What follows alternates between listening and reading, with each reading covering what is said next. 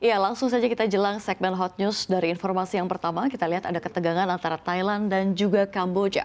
Kembali memanas, Kementerian Kesehatan Thailand melaporkan korban tewas akibat serangan militer Kamboja di sejumlah wilayah Thailand bertambah menjadi 12 orang. Selain korban tewas, 31 orang juga mengalami luka-luka, antara lain 24 warga sipil dan 7 tentara Thailand. Thailand dan Kamboja saling serang pada Kamis kemarin usai pasukan militer kedua negara bentrok lagi di perbatasan. Thailand mengklaim menembakkan sekitar 9 jet tempur F-16 ke wilayah Kamboja dan menembak rudal ke situs-situs militer Kamboja setelah Kamboja melepaskan tembakan ke sejumlah wilayah Thailand. Kementerian Luar Negeri Thailand telah mendesak Kamboja untuk segera menghentikan serangan tersebut. Perdana Menteri sementara Thailand, Phumtham Wechayachai, juga menegaskan pertempuran harus dihentikan jika mau negosiasi.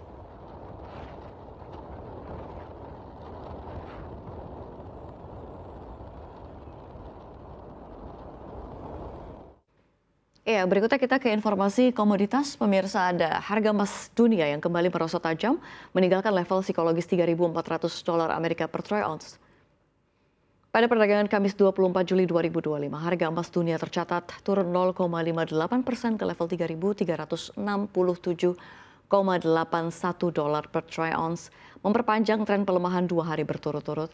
Pasar global tengah diliputi optimisme atas kemajuan negosiasi perdagangan antara Amerika Serikat dan juga Jepang dan kini Uni Eropa, sehingga meningkatkan selera resiko investor dan juga melemahkan permintaan terhadap aset safe haven seperti emas.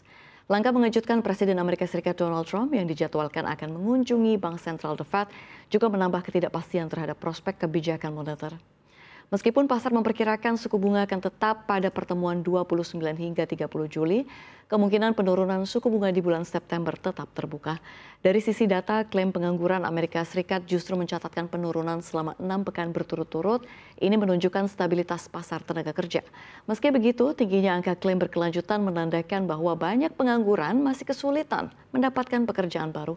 Analis memperkirakan tekanan terhadap harga emas akan terus berlanjut jika ketidakpastian global dan prospek pemangkasan suku bunga terus memudar.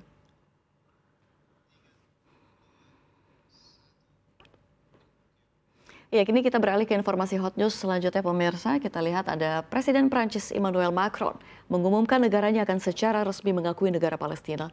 Dan ini menjadikan Prancis sebagai salah satu negara besar Eropa yang mengambil langkah tersebut di tengah konflik berkepanjangan antara Israel dan juga Palestina. Langkah ini langsung menuai kemarahan dari Israel. Perdana Menteri Israel Benjamin Netanyahu menyebut pernyataan Macron sebagai hadiah bagi terorisme dan sebuah ancaman eksistensial bagi negaranya. Macron berencana menyampaikan pengakuan resmi ini saat sidang umum PBB pada bulan September. Pejabat senior otoritas Palestina Hussein al-Sheikh mengatakan langkah ini mencerminkan komitmen Prancis terhadap hukum internasional dan dukungan terhadap hak rakyat Palestina untuk menentukan nasib sendiri dan mendirikan negara merdeka. Kelompok Hamas yang memerintah di Gaza juga menyambut langkah ini dan menyebutnya sebagai langkah positif ke arah yang benar dalam menegakkan keadilan bagi rakyat Palestina yang tertindas. Hingga saat ini setidaknya 142 negara telah atau akan mengakui kenegaraan Palestina.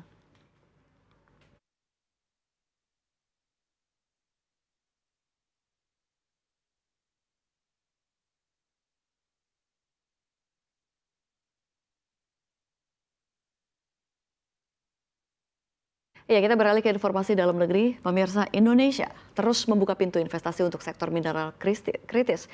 Dan kali ini Danantara atau Badan Pengelola Investasi tengah menjajaki kerjasama dengan US Development Finance Corporation atau DFC, lembaga pembiayaan pembangunan milik pemerintah Amerika Serikat. Menteri Koordinator Bidang Perekonomian Erlangga Hartarto menyebut investasi yang dibahas akan berfokus pada pengembangan ekosistem mineral kritis di tanah air. Erlangga menegaskan Indonesia terbuka terhadap investasi dari manapun termasuk dari Amerika Serikat demi mendorong penguatan sektor strategis.